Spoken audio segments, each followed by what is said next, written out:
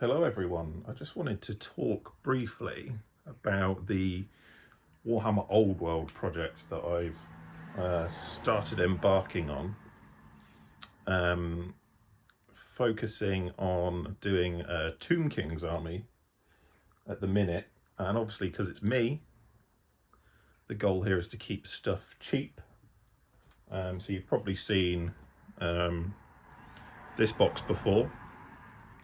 A lot of Wargamers on YouTube have shown this off. Of course, it's a hell of a lot cheaper than it is to buy the official GW models.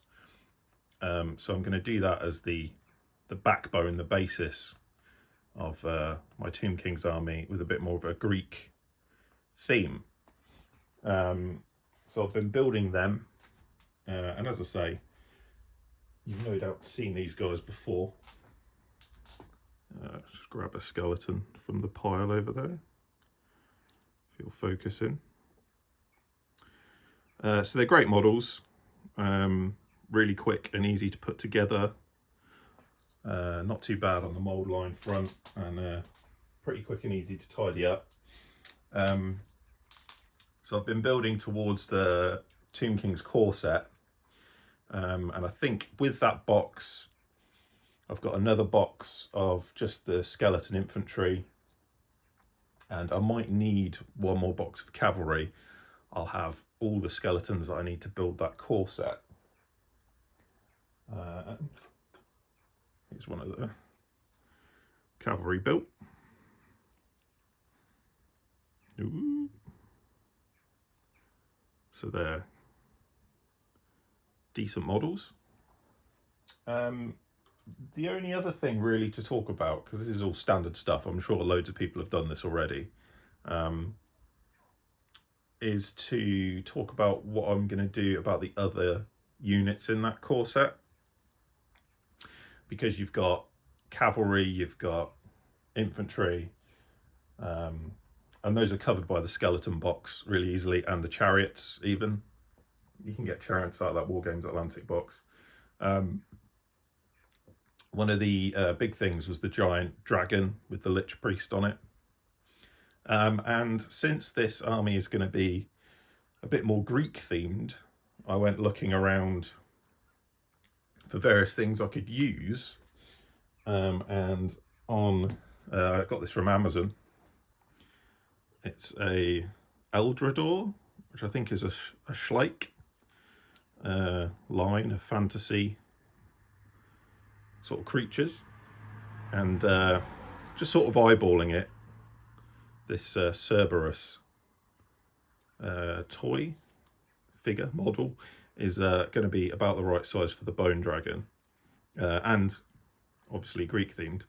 The only downside is obviously he hasn't got wings, which is what these metal things are I've got in my hands. So I'm thinking about either just doing him as is, mounting a guy on him, having him play the part of the bone dragon, or if I can, I'll attach these metal wings I've had for ages, and looks decent enough, I think. These wings are from Irregular. Weirdly, they came with a 15mm dragon that I've had sat around for ages, but I think they're a bit too big for this little guy. So I might be putting them on the Cerberus, or, you know, I might just say Cerberus because he's a magical creature, can fly anyway, or he can Hulk jump around the place. So that's how I'm taking care of the bone dragon. But of course, I'm also thinking a bit further beyond that already. And so I picked up, these are Papo King Cobras, which are really quite good, decently textured, and they'll paint up really well in whatever scheme I come up with. So I've got 3 of them, so I can do some Necropolis Knights.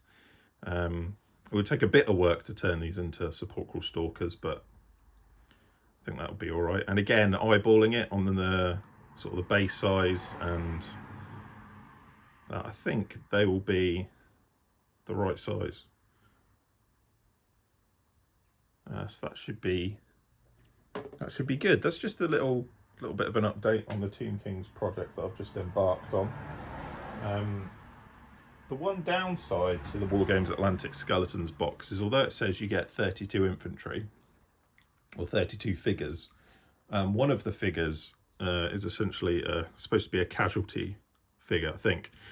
So rather than being like this, where you just have the legs and torso with a bit between the legs there to help you glue them to the base, you get a torso and then a pair of spare legs, and they can be a bit of a pain because, again, I don't think they're really intended for this purpose, but to make the most out of the box you just sort of have to deal with it, I suppose.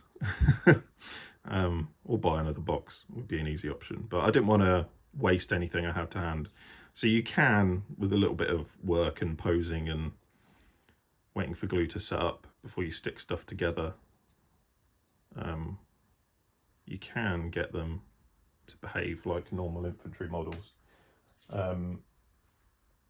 So yeah, I'd highly recommend those boxes if you're thinking about starting a Tomb Kings army but you want to keep the budget down. Like I said, there's a few YouTubers that have already shown these off, and I do recommend anything from Wargames Atlantic, really. They're all really great figures, and you've definitely seen loads of them in my bolt action armies. So yeah, that's just a little update, and I'll keep you posted on the Tomb Kings and whatever else I get up to. So thanks very much for stopping by.